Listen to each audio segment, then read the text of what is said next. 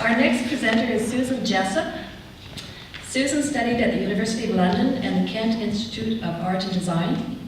She also has worked at a range of galleries and museums, including the National Portrait Gallery and Tate Modern in London. She's the new gallery coordinator at the Port Moody Art Centre in the City of the Arts. For as long as Susan can remember, she has collected tiny figures, furniture, and objects, and then assembled them into miniature models and sets. Throughout her career as an artist, they have appeared in her work at various times. A resident of Coquitlam, Susan is here to tell us more.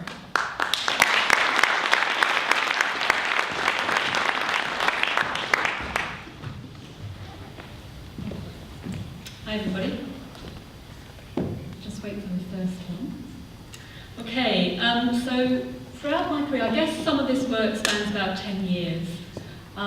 I used to make very small room settings out of wood and cardboard until I found, in a Salvation Army, the perfect doll's house. It was really kind of homemade. You could see it was a labour of love, and it had 4 rooms, and each of those I found really compelling. So I played with this doll's house. I made pictures, I made photographs, I put things in it that I collected, I made portraits and placed them in, and I took photographs.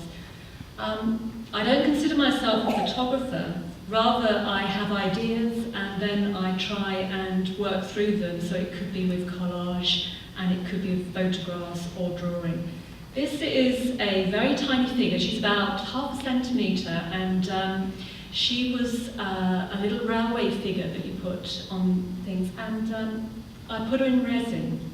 And this guy is also a very tiny figure. I took a photograph of him and placed him in the doll's house and kind of worked through it at that. This is a photograph printed onto canvas. They look kind of strange because they are encased in resin, so they have got bubbles around them, bubbles of air. This is another tiny, tiny man. When I worked in Cambridge, I was lucky enough to work with the molecular biology department at Cambridge University, and they took photographs very, very through a microscope of these figures that I had, and this is one of those. She's slightly smaller.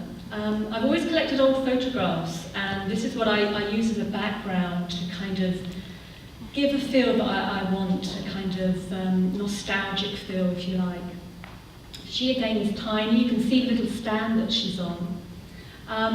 When I look back on my work, I see that there are actually just 2 themes. There's interiors and then there's little people, kind of toy people or drawn people. He's a little photographer fellow, and I really like the shape in the front. It's a monoprint because it reminds me of photographs that when I was a child of my granddad. And every photograph that we had, there was a shadow of my granddad taking the photograph in it. This one's called Dad. Again, it's a tiny figure. An old postcard in the background, and I really like the way that the fabric, the stitch is printed on. This is another tiny figure. I printed it onto canvas and worked into it with stitching. I love stitching badly. I kind of see myself as a kind of subversive embroiderer. And I think actually the technical term is Frankenstein stitching.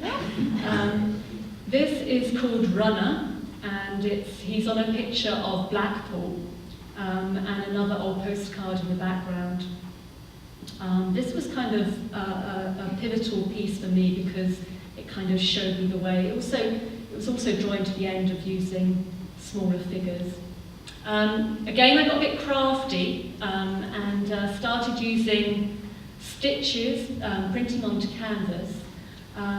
Again, subversive embroidery, kind of neurotic stitching, I call it. And he's actually in the background is a forest near where I live. This is a photograph of a house on the way to Maple Ridge, which was being demolished, and all the sides were taken down, so it was a perfect real interior for me to work with. I actually overlaid the photograph twice, so you'll see some reflection in it. It's worked onto canvas, and then I put some kind of paint onto it. These are those tiny miniature trees that you see, again with railways. miniature railways. I took photographs of it, printed it onto canvas, then cut it up and manipulated it, and made it into this. I like the way the threads hang down. It kind of gives you a feel of the kind of homemadeness of it. This is taken from the same house on the way to Maple Ridge, but I've been working with some souvenir booklets of Canada, and I overlaid a photograph from that onto a photograph that I made, and this is the resulting piece. This again is from the book that I used. Before I came to Canada, I didn't really know where Vancouver was, and only one of the books that I kind of looked at in terms of souvenirs were older ones. This one was called Colourful Canada, and it's from the 1960s, and I cut it out, laminated it, and threaded it together. This is a piece, throughout all my work with dolls' houses and figures, I've always just drawn, and I like to draw really intuitively. I sometimes draw with my eyes closed, and I draw little figures. And it's just something I've always done. They're always with me. They're always there, somewhere in the vicinity of where I am, and they're kind of like my talisman, I guess.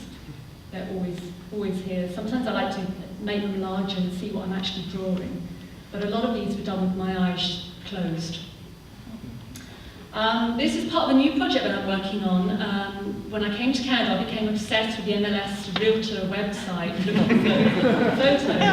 And I started, they were wonderful because they were kind of interiors I was searching for. And I found a rich seam of interiors in South Saskatchewan.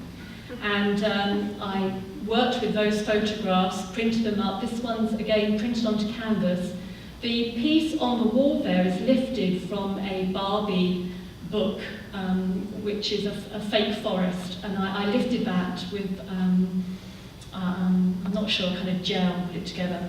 This one is taken through a very tiny camera, a toy camera that you get for souvenirs, and I managed to get a look through the viewfinder, and this is a view of Mallorca. But again, that kind of hidden away world is something that's always fascinated me.